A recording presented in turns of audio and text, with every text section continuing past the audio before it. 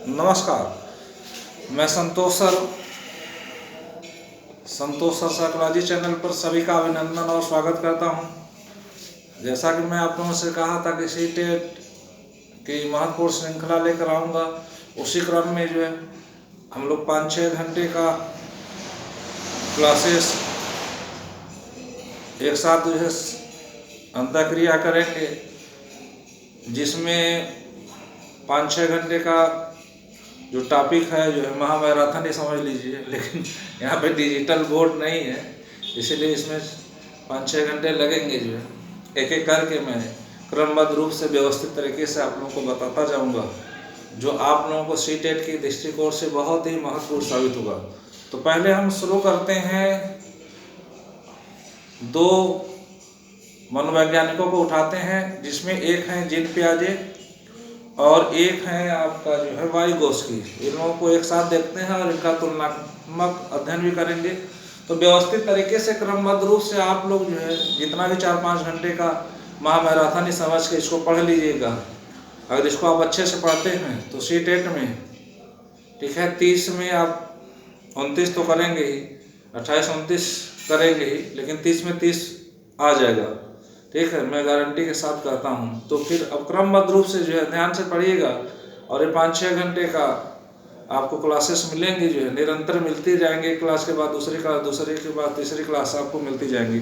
तो हम देखते हैं जीन पियाजे को, जीन पियाजे, साथ में हम देखेंगे वाइगोस्की महोदय। ठीक, जीन पियाजे एवं वाइगोस्की, जीन पियाजे। ठीक है, जीन पियाजे को आप जान रहे हैं, संज्ञानात्मक विकास से जुड़े मनोवैज्ञानिक थे। ठीक, इन्होंने संज्ञानात्मक विकास एवं मानसिक विकास के सिद्धांत का प्रतिपादन किया था, और ये स्विट्जरलैंड के मनोवैज्ञानिक थे। वाइगोस्की जो है रशिया के मनोवैज्ञानिक थे। इन्होंने सामाजिक एवं सांस्कृतिक सिद्धांत दिया था। तो हम पहले देखते हैं जीन पियाजे का। जीन पियाजे ने मानसिक विकास की 4 अवस्था बताई। बालक जब बड़ा होता है, एक उम्र से दूसरी अवस्था में पहुंचता है, ठीक है, तो उस मानसिक विकास की इन्होंने, या संज्ञानात्मक विकास कह लीजिए, इसकी इन्होंने 4 अवस्था बताई। तो संज्ञानात्मक विकास किसे कहते हैं? संज्ञानात्मक विकास, संज्ञानात्मक विकास का मतलब होता है मानसिक विकास प्लस बौद्धिक विकास। मानसिक विकास क्या हुआ? जब बालक एक उम्र से दूसरी उम्र में पहुंचता है, ठीक है, तो मानसिक रूप से जो है उसके अंदर परिपक्वता आती जाती है, साथ में उसके जो बौद्धिक विकास का मतलब होता है ज्ञान हो जाना। मानसिक विकास, मानसिक परिपक्वता के साथ जो उसका बौद्धिक विकास भी होता जाता है। ठीक है, मानसिक विकास प्लस बौद्धिक विकास, ये दोनों मिलकर क्या बन जाते हैं? ये दोनों मिलकर जो है संज्ञानात्मक विकास बन जाते हैं। तो यहाँ से एक प्रश्न पूछता है कि संज्ञानात्मक विकास से जुड़ा मनोवैज्ञानिक कौन है, या संज्ञानात्मक विकास का जनक किसे माना जाता है? तो जीन पियाजे महोदय को माना जाता है। ठीक है, और ये भी संज्ञानवादी मनोवैज्ञानिक थे, लेकिन इन्होंने सामाजिक एवं सांस्कृतिक सिद्धांत दिया। अब जीन पियाजे ने मानसिक विकास के कितने स्तर बताए? तो जीन पियाजे ने मानसिक विकास के कितने स्तर बताए? 4 स्तर बताए। ठीक, और जो है इसको हम क्रमबद्ध रूप से देखते हैं, और इसको ध्यान से पढ़िएगा। जो है ठीक है, एक अवस्था से दूसरे अवस्था में, दूसरे से तीसरे अवस्था में, तीसरे से चौथे अवस्था में जो है बालक का जो विकास होता है, ठीक है, उसमें क्या परिवर्तन आता है? उसमें क्वालिटी बढ़ती जाती है। ठीक है, गुणात्मक परिवर्तन आता है। एक प्रश्न पूछता है, एक अवस्था से दूसरे अवस्था में जो विकास होता है उसमें क्या विकास होता है? उसमें गुणात्मक परिवर्तन होता है। ठीक है, मात्रात्मक नहीं होता, गुणात्मक परिवर्तन होता है जीन पियाजे के अनुसार। तो जीन पियाजे ने मानसिक विकास के कितने स्तर बताए हैं? तो 4 स्तर बताए हैं। पहला क्या बताया इन्होंने? पहला इन्होंने बताया संवेगी गामक अवस्था। ठीक है, संवेगी भी कहते हैं इसको, संवेदी भी कहते हैं, गामक अवस्था अर्थात सेंसरी मोटर स्टेज।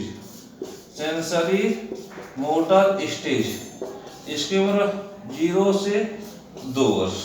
ठीक है, 0 से 2 वर्ष। दूसरी अवस्था क्या है? पूर्व संक्रियात्मक अवस्था। पूर्व संक्रियात्मक अवस्था, पूर्व संक्रियात्मक अवस्था, ठीक, पूर्व संक्रियात्मक अवस्था है 2 से 7 वर्ष, ठीक है। तीसरी अवस्था क्या है? प्री ऑपरेशनल स्टेज 2 से 7 वर्ष। तीसरी अवस्था है मूर्त संक्रियात्मक अवस्था, ठीक है। कंक्रीट ऑपरेशनल स्टेज अवस्था है 7 से 11 वर्ष, 7 से 11 वर्ष, ठीक है। और चौथी है अमूर्त या औपचारिक संक्रियात्मक अवस्था, औपचारिक संक्रियात्मक अवस्था, अवस्था 11 से 15 वर्ष, ठीक है, 11 से 15 वर्ष। तो इसको याद रखिएगा। संवेदीकामक अवस्था 0 से 2 सेंसरी मोटर स्टेज, पूर्व संक्रियात्मक अवस्था 2 से 7 वर्ष, मूर्त संक्रियात्मक अवस्था 7 से 11 वर्ष, और मूर्त या औपचारिक संक्रियात्मक अवस्था 11 से 15 वर्ष, ठीक है। तो इन अवस्था में पहली से अंतिम में आते आते जो कैसा परिवर्तन होता है मानसिक विकास के दृष्टिकोण से, ठीक है, गुणात्मक परिवर्तन होता है, याद रखिएगा। क्वालिटी बढ़ती जाती है और इस चारों अवस्था को भी याद रखिएगा। अब देखिए यहाँ 4 अवस्था दिया है, संवेदीकामक अवस्था, पूर्व संक्रियात्मक अवस्था, मूर्त संक्रियात्मक अवस्था, अमूर्त संक्रियात्मक, 4 अवस्था दिया है, ठीक है। 4 अवस्था में एक अवस्था के बाद दूसरी अवस्था में परिवर्तन नहीं होता है, निरंतर परिवर्तन होता है। एक अवस्था से दूसरी अवस्था में लगातार परिवर्तन होता है, ठीक है। अवस्था इसको समझिएगा, लगातार परिवर्तन होता है। और जो परिवर्तन होता है कैसा परिवर्तन होता है? गुणात्मक परिवर्तन होता है। अब क्रमबद्ध रूप से अब हम लोग जो है एक एक अवस्था पर प्रकाश डालेंगे विस्तार से। पहली अवस्था है सेंसरी मोटर स्टेज। पहली अवस्था क्या है? पहली अवस्था है सेंसरी मोटर स्टेज अर्थात संवेदी गामक अवस्था। अब इसको ध्यान से देखिएगा, ठीक है, अभी इस प्रश्न आपको मिलेंगे। सेंसरी मोटर स्टेज, संवेदी गामक अवस्था, संवेदी गामक अवस्था या संवेदी गामक अवस्था कहते हैं सेंसरी मोटर स्टेज, ठीक, 0 से 2 वर्ष। अब देखिए बच्चा 2 साल का रहता है। सेंस ऑर्गन्स, सेंसरी मतलब होता है सेंस ऑर्गन्स। सेंस ऑर्गन्स कितने होते हैं? 5 होते हैं, ठीक है, 5 होते हैं। आँख, नाक, कान, जीवा, त्वचा। आँख, नाक, कान, जीवा और त्वचा, जिससे बालक को ज्ञान होता है, ठीक है। तो इस उम्र में जो है बालक को इंद्रियों के माध्यम से ज्ञान होता है, इसलिए इसको जो है सेंसरी मोटर स्टेज भी कहते हैं। तो इसकी क्या क्या विशेषता है? तो यहाँ पे इस अवस्था को कहते हैं इंद्रिय जन्य अवस्था। कौन सी अवस्था कहते हैं? इंद्रिय जन्य अवस्था, ठीक है, क्योंकि जो अपने इंद्रियों के माध्यम से बालक समझ बाहरी चीजों को जो है जानता है, समझता है, पहचानता है, ठीक। दूसरा है इस उम्र में कैसा व्यवहार करता है? जो जन्म से मिला हुआ व्यवहार उसी को करता है, मूल प्रवृत्तात्मक व्यवहार, ठीक है। मूल प्रवृत्तात्मक व्यवहार क्या होते हैं? मूल प्रवृत्तात्मक व्यवहार करता है, मूल प्रवृत्तात्मक की अवस्था भी कहते हैं। मूल प्रवृत्तात्मक व्यवहार क्या होता है? जो हमें जन्म से मिला होता है। भूख लगेगा तो बच्चा रोएगा, ठीक है, नींद लगेगा तो सो जाएगा, ठीक, यही तो मूल प्रवृत्तात्मक की अवस्था भी इसे कहते हैं, संवेदी कामक अवस्था। अब देखिए वह बाहरी चीजों को इंद्रियों के माध्यम से जानता है, ठीक है, पहचानता है, पहचानने की कोशिश करता है, ठीक है। या खिलौना दीजिए, कोई वस्तु दीजिए तो उनको पकड़ता है, छूता है, पहचानता है, मोड़ता है, पटकता है, तो एक वस्तु की धारणा उसके अंदर बन जाती है। तो यहाँ से एक प्रश्न पूछता है, वस्तु अस्थायित्व की अवस्था किसे कहते हैं? तो वस्तु अस्थायित्व की अवस्था भी किसे कहते हैं? संवेदी कामक अवस्था को कहते हैं। इसको याद रखिएगा। तो 3 प्रश्न यहाँ से मिलेगा आपको, ठीक है, कुछ भी पूछ सकता है। वस्तु अस्थायित्व की अवस्था किसे कहते हैं? संवेदी कामक अवस्था, जिन की पहली अवस्था। मूल प्रवृत्तात्मक व्यवहार कब करता है? संवेदी कामक अवस्था में। इंद्रिय जन्य व्यवहार कब करता है? संवेदी कामक अवस्था में। एक प्रश्न और बता दो, मूल प्रवृत्ति शब्द किसने दिया था? ठीक है, मूल प्रवृत्ति शब्द दिया था, किसने दिया था? विलियम जेम्स महोदय ने, इसको याद रखिए। और 14 मूल प्रवृत्ति का सिद्धांत किसने दिया था? तो मैक्डूगल महोदय ने। और 14 मूल प्रवृत्ति के साथ एक एक संवेग होते हैं, ठीक है। किसने बताया था? तो किसने बताया था? मैक्डूगल महोदय ने। और जीन पियाजे ने, ठीक है, सिगमंड फ्रायड ने, जीन पियाजे ने, सिगमंड फ्रायड ने 2 मूल प्रवृत्ति बताए थे, जीवन मूल प्रवृत्ति, ठीक है, और मृत्यु मूल प्रवृत्ति। जीवन मूल प्रवृत्ति को क्या कहते हैं? इरोस। और मृत्यु मूल प्रवृत्ति को क्या कहते हैं? थैनाटोस। तो इसको भी याद रखिएगा। अब हम आगे बढ़ते हैं दूसरी अवस्था, ठीक है, पूर्व संक्रियात्मक अवस्था, प्री ऑपरेशनल स्टेज। पूर्व संक्रियात्मक अवस्था जीन पियाजे की दूसरी अवस्था है। इसकी उम्र है 2 से 7 वर्ष और इसको 2 भागों में बांटा गया है। पहला है पूर्व संप्रत्यात्मक काल, ठीक है, पूर्व संप्रत्यात्मक काल, ठीक, 2 से 4 वर्ष। इसमें जो है कंसेप्ट का विकास नहीं होता है, कंसेप्ट का विकास धीरे धीरे होता है, तो इसको कहते हैं पूर्व संप्रत्यात्मक काल, प्री कंसेप्चुअल एज। और दूसरा है आंत प्रज्ञ चिंतन की अवस्था, आंत प्रज्ञ चिंतन की अवस्था, ठीक है। और इसकी उम्र क्या होती है? 4 से 7। लेकिन एज अ होल देखेंगे, इसको एज अ होल देखेंगे तो 2 से 7 वर्ष है, ठीक। पूर्व संक्रियात्मक अवस्था, इसके 2 भागों में बांटा गया। अब इसकी क्या क्या विशेषता है? पूर्व संक्रियात्मक अवस्था की क्या क्या विशेषता है? अब देखिए, अब इसमें जो है 2 प्रश्न तो यहीं से मिल जाएंगे, ठीक है। अब वो क्या करता है, उसके अंदर जो है खोजने की क्षमता ज्यादा होती है, ठीक। वह जो है इसको जिज्ञासा की अवस्था भी कहते हैं और किसकी अवस्था कहते हैं? खोज की अवस्था भी कहते हैं। किस अवस्था को? पूर्व संक्रियात्मक अवस्था को, ठीक है। पूर्व संक्रियात्मक अवस्था को क्या कहते हैं? पूर्व संक्रियात्मक अवस्था को एक एक क्रम से देखिए, जिज्ञासा की अवस्था कहते हैं, ठीक है, जिज्ञासा की अवस्था या खोज की अवस्था, ठीक। बहुत सी चीजों को जो है बारे में जानना चाहता है, ठीक है, पहचानने की कोशिश करता है, जानना चाहता है, खोजना चाहता है, ठीक। नाना प्रकार के क्यूरीज होते हैं, उसके नाना प्रकार के प्रश्न होते हैं, इसलिए इसको कहते हैं खोज की अवस्था। और क्या कहते हैं? ठीक है, अहम की अवस्था। और क्या कहते हैं? अहम की अवस्था, ठीक है। ईगो बहुत ज्यादा पाया जाता है, ठीक। थोड़े थोड़े देर में क्या होता है? क्रोधित हो जाता है, ठीक है। ईगो तुरंत टकरा जाता है, उसका क्रोधित हो जाता है। कभी कभी दूध पीता है तो कभी कभी नहीं पीता, फेंक देता है दूध। अहम ज्यादा, जैसे हम लोग को कभी कभी उसको लगता है कि जो हम कह रहे हैं वही सही है, जैसे हम लोग को भी लगता है कभी कभी कि हम जो कह रहे हैं वही सही है, ठीक है, बाकी जो सब चीज़ें गलत है। तो इसको अहम की अवस्था कहते हैं। इसे जीववाद की व्यवस्था कहते हैं, जीववाद की अवस्था। जीववाद की अवस्था क्या होती है भाई? देखिए एकदम ध्यान दीजिएगा, यहीं से प्रश्न उठाएगा जीववाद की अवस्था किसे कहते हैं। जीववाद का मतलब क्या होता है? निर्जीव वस्तुओं को सजीव समझ लेना, ठीक। कभी चलता है जो है जमीन पे और गिर जाता है, उसको चोट लग जाती है, तो उसको लगता है कि जो है किसी ने उसको मार दिया है, ठीक, जानबूझ के। तो मम्मी भी आती है तो वो सोचता है कि जो है किसी ने मारा है, तो निर्जीव को सजीव समझ लेना। तो मम्मी भी आती हैं तो जमीन को ही मार देती हैं कि नहीं मेरे बच्चे को कैसे मार दिया। तो जीववाद की अवस्था कहते हैं। और क्या कहते हैं इसको? ठीक है, अपलटावी का गुण नहीं पाया जाता है। अपलटावी का गुण, अपलटावी का गुण नहीं पाया जाता है, गुण नहीं पाया जाता है, ठीक है। जैसे 5 + 2 बराबर होता है 7, अगर 2 को इधर कर देंगे 2 + 5 तो गड़बड़ कर जाएगा, फिर नहीं बता पाएगा कि चीजें क्या है, ठीक है। तो अपलटावी का गुण नहीं पाया जाता है। इसे कहते हैं केंद्रीकरण की अवस्था,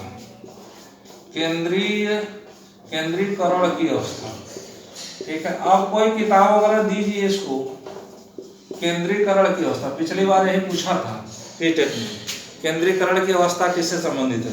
तो केंद्रीकरण की अवस्था क्या होती है? कोई बुक दे दीजिए इसको, ठीक है, तो बुक को क्या करेगा, किताब को क्या करेगा, सारे किताब को नहीं पढ़ेगा। उसको अगर जो कविता पसंद आ जाए, जो पोयम पसंद आ जाए, उसी पे बार बार मम्मी से कहेगा यही सुनाओ।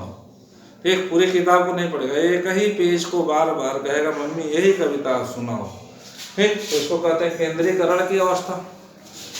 अब देखिए यहाँ पे है आंत प्रज्ञ चिंतन की अवस्था।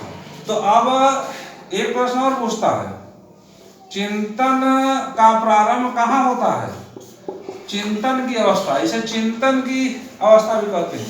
एक चिंतन का प्रारंभ इसी उम्र में होता है।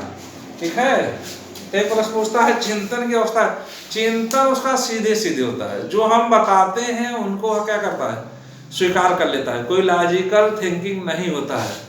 और क्या कहते हैं इसे कहते हैं प्रतिबिंबात्मक अवस्था। ठीक है, प्रतिबिंब बनने लगते हैं, प्रतिबिंबात्मक अवस्था। अब उसके अंदर क्या बनने लगते हैं, प्रतिबिंब बनने लगते हैं। वह पहचानने लगता है दादा कौन है, दादी कौन है। ठीक है, मौसी कौन हो सकती हैं। ठीक, बुजुर्ग को देखेगा तो समझ जाएगा दादा हैं, दादी हैं। तो चिड़िया है, कबूतर है, सूर्य है, चंद्रमा है, गाय है, बैल है। ठीक, नाना प्रकार के प्रतिबिंब बनने लगता है, लेकिन ठीक है उनका वर्गीकरण नहीं कर पाता है। तो यहाँ से प्रश्न आपका पूछ सकता है, जिज्ञासा की अवस्था किसे कहते हैं, आक्रोश की अवस्था, अहम की अवस्था, जीवात की अवस्था, पलटाव का गुण नहीं पाया जाता है, केंद्रीकरण की अवस्था, चिंतन की अवस्था, प्रतिबिंबात्मक अवस्था किसे कहते हैं, पूर्व संक्रियात्मक अवस्था को, इसी से संबंधित है। और इसको कितने भागों में बांटा गया है, इसे जो है 2 भागों में बांटा गया है। तो पहली अवस्था जो है संवेदीगामक अवस्था, दूसरी अवस्था पूर्व संक्रियात्मक अवस्था। अब हम बढ़ते हैं तीसरी अवस्था।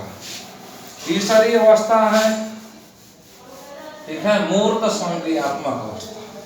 ठीक, कॉन्क्रीट ऑपरेशनल स्टेज। तीसरी अवस्था क्या है, मूर्त संक्रियात्मक अवस्था। ठीक, जीन पियाजे की तीसरी अवस्था है मूर्त संक्रियात्मक अवस्था। अब देखिए मूर्त संक्रियात्मक अवस्था की उम्र है 7 से 11 वर्ष। 7 से 11 वर्ष। अब इसमें जो है, ठीक, अब जैसे अभी दूसरी अवस्था थी प्रतिबिंबात्मक अवस्था, अब इसमें प्रतिबिंब तो बनने लगते हैं। प्रतिबिंबों का क्या कर लेता है, प्रतिबिंबों का वर्गीकरण, प्रतिबिंबों का वर्गीकरण कर लेता है, वर्गीकरण या श्रेणीकरण। ठीक है, वो पहचान जाता है, श्रेणीकरण, वो पहचानने लगता है। ठीक है, दादा दादी कौन है, नाना नानी कौन है।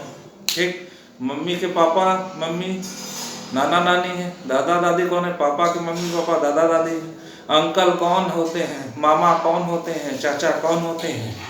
ठीक है, गाय क्या होता है, बैल क्या होता है, सब में भेद करना जान जाता है।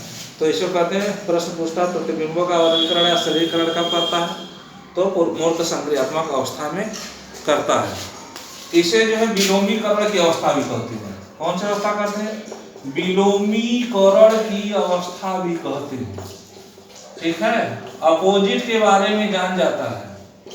एक महिला पुरुष में भेद कर लेता है, अभी नहीं कर पाता था लेकिन अब कर लेता है, इसलिए इसे क्या कहते हैं, विलोमीकरण की अवस्था। और क्या कहते हैं, देखिए चिंतन का प्रारंभ दूसरी अवस्था में होता है। ठीक है, पूर्व संक्रियात्मक अवस्था में। लेकिन अब यहाँ पे जो है लॉजिकल थिंकिंग का विकास होता है, चीजों को सीधे सीधे स्वीकार नहीं करता है। ठीक है, नाना प्रकार के जो है वह क्या करता है, तर्क करता है। तो यहाँ पे प्रश्न आता है तार्किक चिंतन की अवस्था, तार्किक चिंतन की अवस्था। ठीक है, इसे क्या कहते हैं, इसे कहते हैं तार्किक चिंतन की अवस्था। तार्किक चिंतन की अवस्था कहते हैं। अब चीजों पर सीधे सीधे स्वीकार नहीं करता है, तर्क करेगा। ठीक है, तर्क करेगा मम्मी से, पापा से, टीचर से। इस उम्र के बच्चे बहुत तर्क करते हैं। ठीक, पूछेगा कि मम्मी सूर्य यहाँ दिख रहा है, तो हम नाना के घर पहुंच गए तो यहाँ सूर्य कैसे आ गए, इस प्रकार का तर्क करेगा। मम्मी क्या बताएंगी, लेकिन बताना चाहिए। ठीक, टीचर से भी इसी तरह के प्रश्न करेगा। पूछेगा आम जो है पेड़ में कच्चे होते हैं कैसे पक जाते हैं, इस टाइप के जो उसके प्रश्न जो है रहेंगे। ठीक है, पूछेगा कि मम्मी जो है आप तो गोबर छूती नहीं है गाय का, लेकिन उसके जो है कंडली से आप जो है बाटी चोखा हमको बना खिला रहे हैं, कैसे हम खाएं। इस प्रकार के उसके तर्क होते हैं। ठीक है, ऐसे ऐसे तर्क होते हैं, उसका जवाब देना जो है, ठीक है, कभी कभी असहज हो जाता है, लेकिन व्यक्ति को या माता पिता को या शिक्षक को जवाब देना चाहिए। फिर आगे बढ़ते हैं इसी क्रम में। ठीक है, आगमनात्मक तर्कड़ा की अवस्था।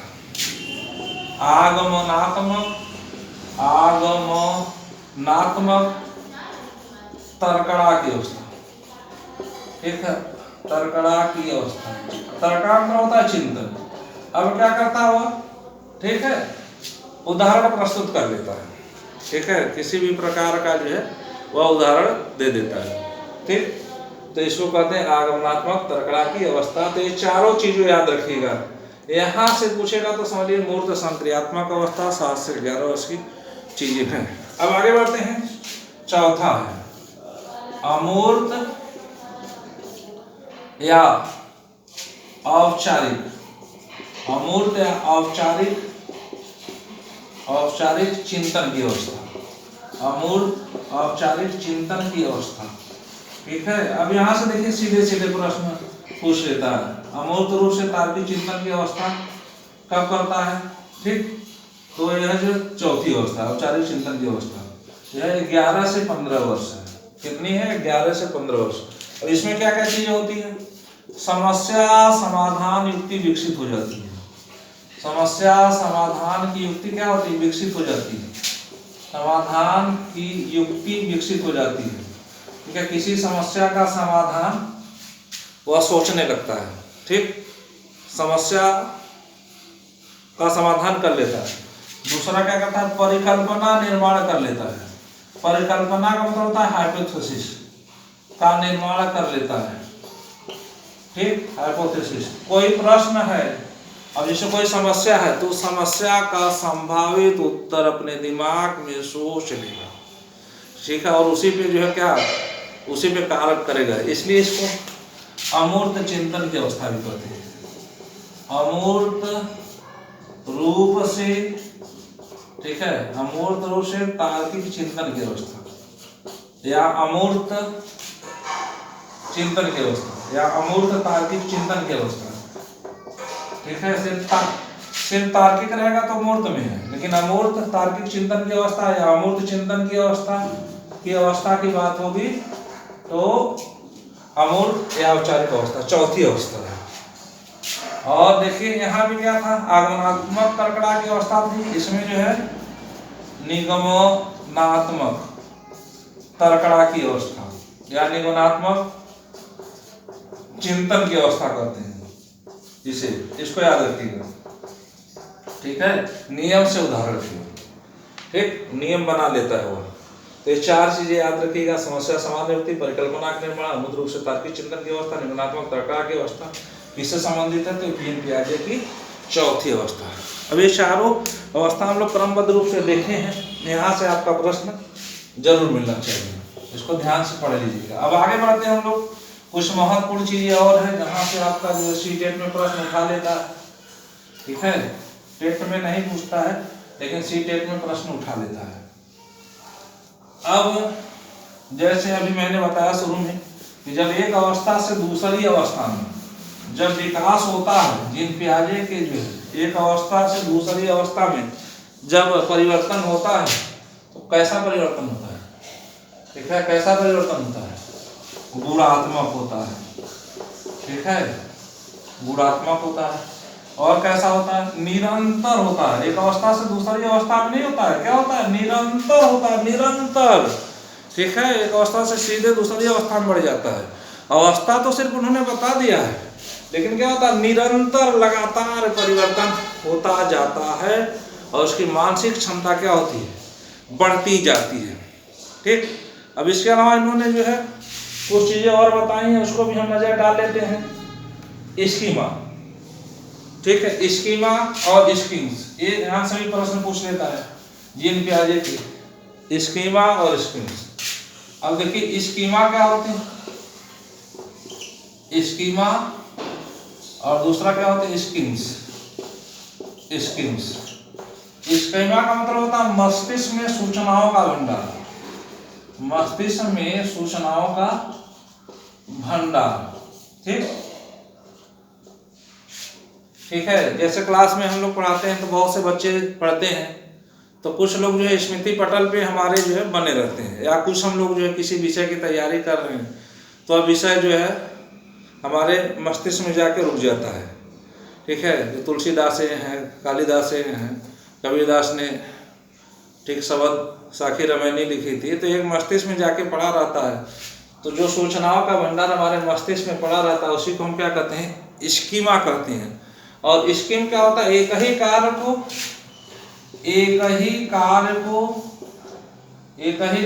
को नित्य करना, अर्थात रोज करना।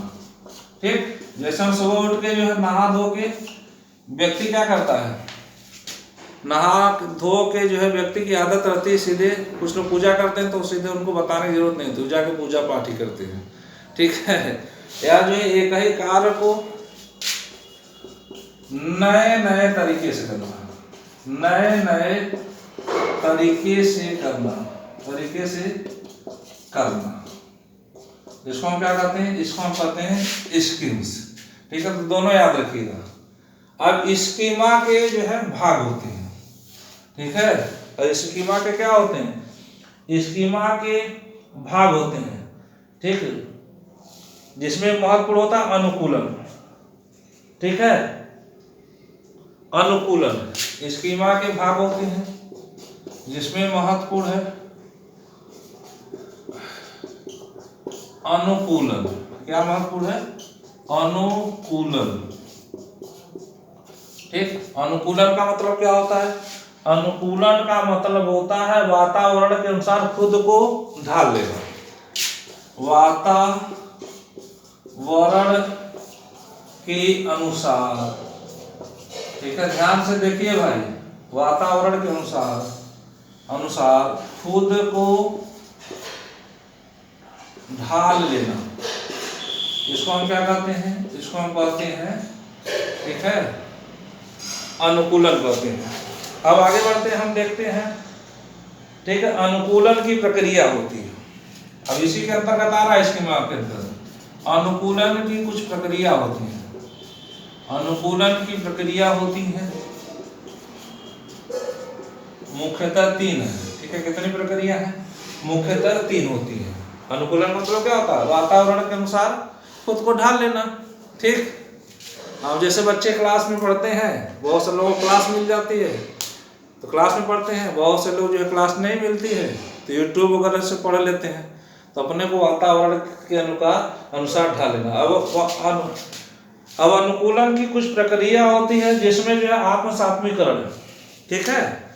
पहला क्या है, आत्मसात्मीकरण।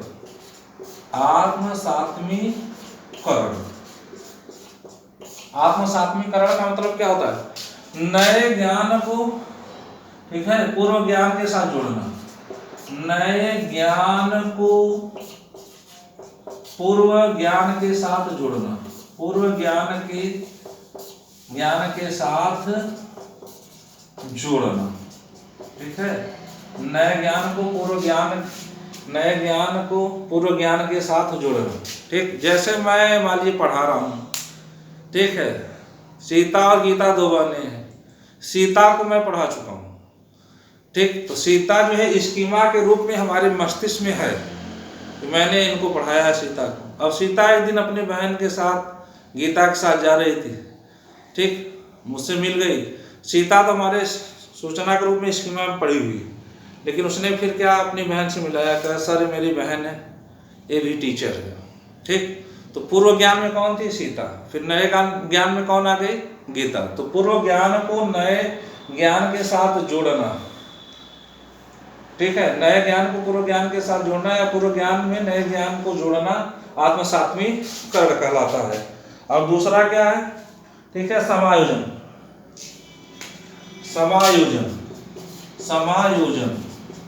समायोजन मतलब क्या होता है, पूर्व ज्ञान में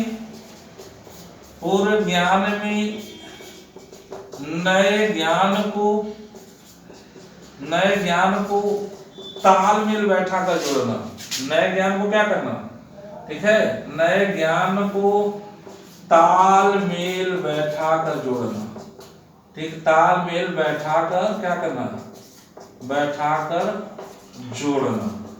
इसे क्या कहते हैं, इसे कहते हैं हम लोग समायोजन, ठीक। अब जैसे बहुत से लोग क्या होते हैं, हिंदी पढ़े हैं लेकिन अब संस्कृत भी पढ़ना मजबूरी हो गई, टेट में, सुपर टेट में, तो हिंदी तो पढ़े हैं तो पूर्व ज्ञान में उनको हिंदी तो पता है, लेकिन अब जो संस्कृत में अगर थोड़ा बहुत दिक्कत आ रहा है तो अब उसको क्या करते हैं, ठीक है, तालमेल बैठाते हैं, किसी तरह संस्कृत हमको आ जाए। तो हो गया आत्मसात्मीकरण, दूसरा हो गया समायोजन। अब तीसरा क्या है, तीसरा है आपका, ठीक है, साम्य धारण। तीसरा क्या है, साम्य धारण, साम्य धारण। अब साम्य धारण का मतलब क्या होता है, इक्विलिब्रियम।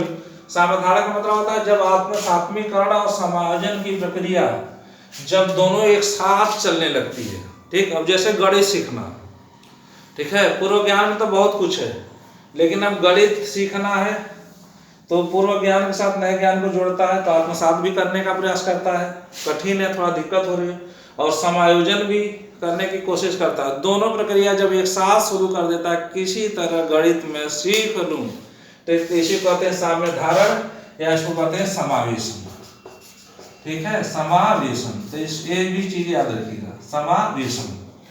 तो स्कीमा क्या, सूचनाओं का भंडार मस्तिष्क में। स्कीम का एक ही कार्य को नित्य करना है, नए नए तरीके से करना। स्कीमा के भाग क्या, अनुकूलन, वातावरण के अनुसार खुद को ढाल लेना। अनुकूलन की प्रक्रिया क्या, पहला आत्मसात्मीकरण, नए ज्ञान को पूर्व ज्ञान के साथ जोड़ना। दूसरा समायोजन, नए ज्ञान को पूर्व ज्ञान के साथ तालमेल बैठा कर जोड़ना। जब यह दोनों प्रक्रिया आत्मसात्मीकरण या समायोजन की प्रक्रिया जब एक साथ चलने लगती है तो उसको कहते हैं साम्य धारण या समावेशन। ये हो गया जीन पियाजे। यहाँ से एक प्रश्न आपको जरूर मिलेगा सीटेट में, इसको ध्यान से पढ़ लीजिएगा।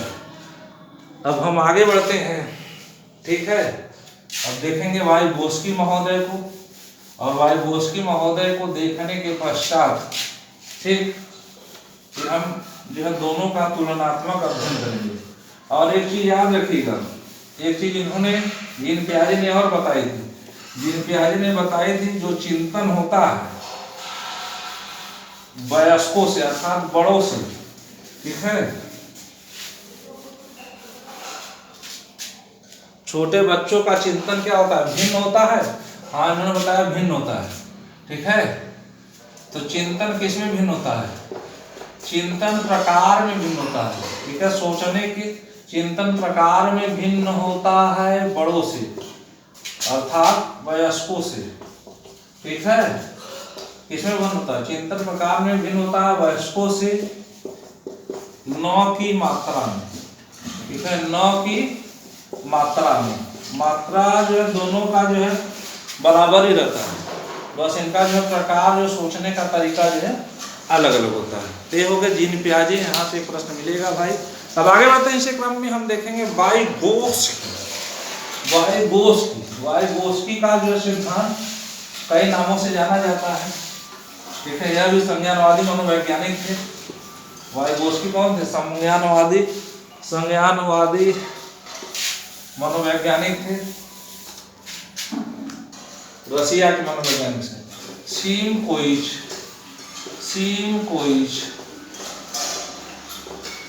वाइगोस्की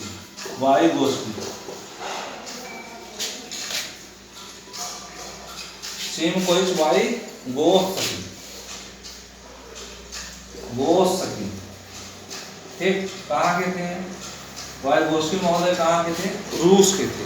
और इनका सिद्धांत किस नाम से जाना जाता है, सामाजिक एवं सांस्कृतिक सिद्धांत, सामाजिक एवं सांस्कृतिक सिद्धांत, ठीक है।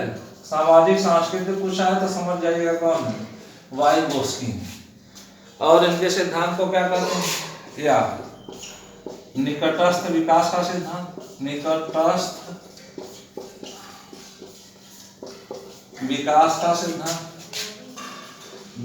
का सिद्धांत, या कहते हैं, ठीक है, जोन ऑफ प्रॉक्सिमल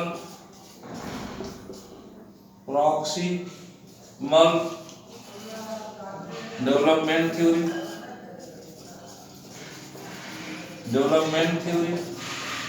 ठीक, या समीपस्थ विकास का क्षेत्र, या निकटस्थ विकास का क्षेत्र, या सामाजिक एवं सांस्कृतिक विकास का क्षेत्र। अब इसको ध्यान से समझिए, ठीक है। जो निकटस्थ विकास का सिद्धांत इन्होंने दिया था, या सामाजिक सांस्कृतिक विकास का सिद्धांत दिया था, इन्होंने कहा था बालक सामाजिक अंतःक्रियाओं के परिणाम स्वरूप सीखता है। समाज में जो इंटरेक्शन होता है, ठीक है, सामाजिक अंतःक्रियाओं के परिणाम स्वरूप क्या करता है, बालक सीखता है, ठीक। अब यहाँ पे जो है कुछ चीजें महत्वपूर्ण है। अब देखिए निकट विकास का सिद्धांत या निकट विकास का क्षेत्र किसे कहते हैं, ठीक है। तो निकट विकास का क्षेत्र किसे कहते हैं, सामाजिक एवं सांस्कृतिक अंतःक्रिया के परिणाम स्वरूप सीखता है, ठीक। समाज में हम रहते हैं तो एक दूसरे से क्या करते हैं, अंतःक्रिया करते हैं। तो अब देखिए यहाँ से महत्वपूर्ण चीजें हैं।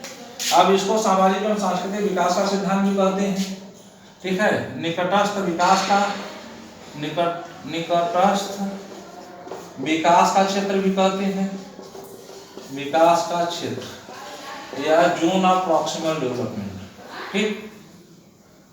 अब निकटस्थ विकास का क्षेत्र क्या होता है, इसको ध्यान समझिए, ठीक है। निकटस्थ विकास का क्षेत्र क्या होता है, ZPD, ठीक है, जोन ऑफ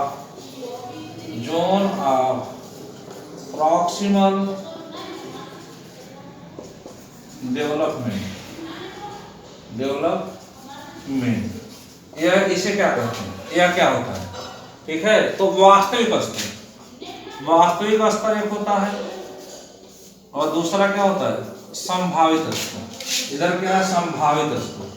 कौन सा स्तर है, संभावित स्तर, ठीक है। जैसे आप लोग सीख रहे हैं, वास्तविक स्तर, दूसरा क्या है, संभावित स्तर। जैसे आप लोग टेट या सीटेट की परीक्षा देने जा रहे हैं, तो आप ऐसा नहीं कि आप जीरो हैं, आपको बहुत कुछ आता है, ठीक है। बस इसको नए सिरे से पढ़ के आप तैयारी कर रहे हैं। आपका लक्ष्य क्या है, टेट सीटेट के अलावा आपका लक्ष्य क्या है। अगर आप BEd BTC किए हैं तो आपका लक्ष्य है कि शिक्षक बनना, ठीक है। तो वास्तविक स्तर क्या होता है, जो आपके पास क्षमता है उसको हम क्या कहते हैं, उसको हम कहते हैं वास्तविक स्तर। और कहाँ पहुंचना है आपको शिक्षक बनना है, तो एक संभावना लेकर आप सीखते हैं कि हम भाई इतना सीख लें कि शिक्षक बन जाएंगे, इसी को हम कहते हैं संभावित स्तर। तो वास्तविक स्तर और संभावित स्तर के बीच में जो अधिगम की प्रक्रिया चलती है, मत भूलिएगा, यहाँ से सीधे प्रश्न आएगा, जो अधिगम की प्रक्रिया चलती है उसी को हम क्या कहते हैं, निकटस्थ विकास का क्षेत्र या समीपस्थ विकास का क्षेत्र। यह यहाँ से लेकर यहाँ तक जो प्रक्रिया चलती है उसी को कहते हैं ZPD, zone of proximal development, ठीक है। इसी को कहते हैं निकटस्थ विकास का क्षेत्र। वास्तविक स्तर और संभावित स्तर के बीच में जो प्रक्रिया चलती है उसी को कहते हैं निकटस्थ विकास का क्षेत्र। अब दूसरा प्रश्न उठता है, ठीक है, कि किसके सहयोग से सीखता है, ठीक है, किसके सहयोग से सीखता है। बालक यहाँ से पहुंचने के लिए, यहाँ पहुंचने के लिए किसके सहयोग से सीखता है, किसी के सहयोग से सीखता है ना। टीचर के सहयोग से सीखेगा, माता पिता के सहयोग से सीखेगा, अनुभवी व्यक्तियों के सहयोग से सीखेगा, तो उसको हम क्या कहते हैं, तो उसको हम कहते हैं पाड़ या ढांचा, ठीक है, या कहेंगे सहयोग,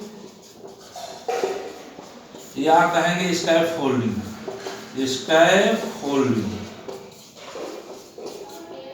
ठीक है। इसको क्या कहेंगे, स्कैफोल्डिंग।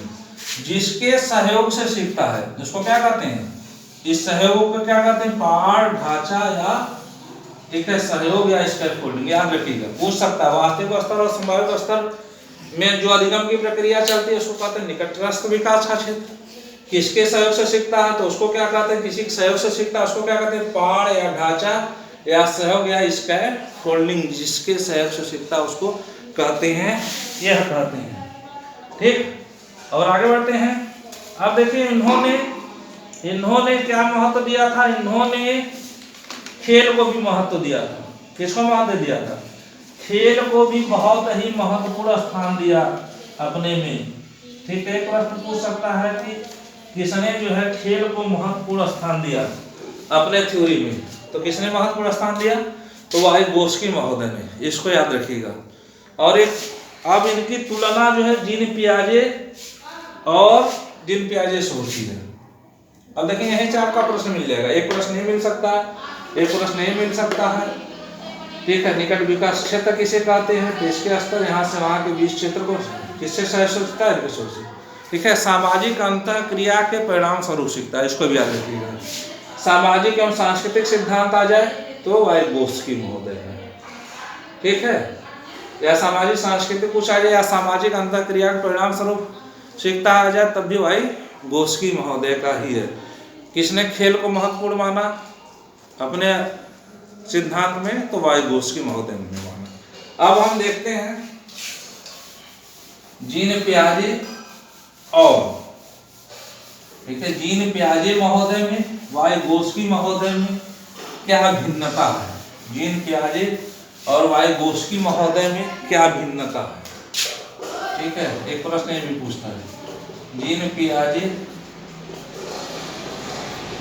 एवं वाइगोत्स्की में क्या भिन्नता है?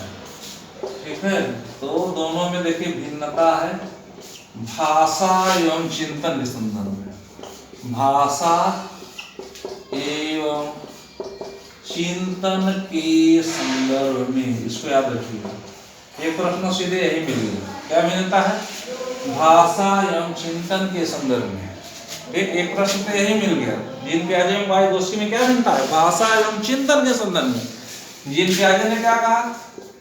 जीन पियाजे ने क्या कहा? जीन पियाजे ने कहा बालक में पहले, ठीक है, बालक में पहले किसका विकास होता है? बालक में पहले चिंतन या विचार का विकास होता है। विचार का विकास होता है। फिर किसका विकास होता है? भाषा का। ठीक है, फिर किसका विकास होता है? भाषा का। वाइगोत्स्की महोदय ने क्या कहा? ठीक है, वाइगोत्स्की महोदय ने कहा, ठीक है, बालक में पहले भाषा, बालक में पहले किसका? पहले भाषा का विकास होता है, भाषा का, फिर चिंतन का, फिर चिंतन का विकास होता है। इसको याद रखिएगा, चिंतन का विकास होता है। ये महत्वपूर्ण चीजें हैं, जो है याद रखने वाली चीजें हैं। इसके अलावा जो है जीन पियाजे ने बच्चों को नन्हे वैज्ञानिक कहा, ठीक है, सक्रिय खोजकर्ता कहा। तो ये सब प्रश्न जो है अगर आते हैं तो समझ लीजिए कि किससे है? जीन पियाजे संबंधित है। तो ये हो गया हम लोग का जो है जीन पियाजे और वाइगोत्स्की का जो है हम लोगों ने थ्योरी देखी है। अब अगले जो है क्लासेस में हम लोग देखेंगे सीटेट के संबंधित जो 5-6 घंटे की मैं श्रृंखला लेके आया हूँ, उसी क्रम में बढ़ते हुए हम अगला टॉपिक देखेंगे। इसको ध्यान से पढ़ लीजिएगा, यहाँ से 2-3 प्रश्न आपको मिल जाएंगे। ठीक है, चलिए ध्यान से पढ़िएगा। जो है अगर आपको समझ में आए तो हमारे जो है वीडियो को अधिक से अधिक शेयर कर दीजिए, हमारे चैनल को सब्सक्राइब कर लीजिए और हमसे जुड़े रहिए, बने रहिए। जो है इसी क्रम में मैं अभी टेट की भी एग्ज़ाम होने वाली है। सीटेट का पहले 4-5 घंटे का मैं 2 दिन में आप लोगों को दे देता हूँ। 16 से एग्ज़ाम है, तो इस बार टेट प्लस इसी चैनल से मैं जो है समय मिला तो सुपर टेट का भी समस्त चीज़ें मैं आप लोगों को पढ़ा दूंगा व्यवस्थित एवं क्रमबद्ध तरीके से। ठीक है, जो आप लोगों के लिए काफ़ी उपयोगी साबित होगा। ठीक है, देखिएगा, बार बार देख लीजिएगा। ठीक, चलिए फिर मिलते हैं अगली कक्षा में। Thank you so much.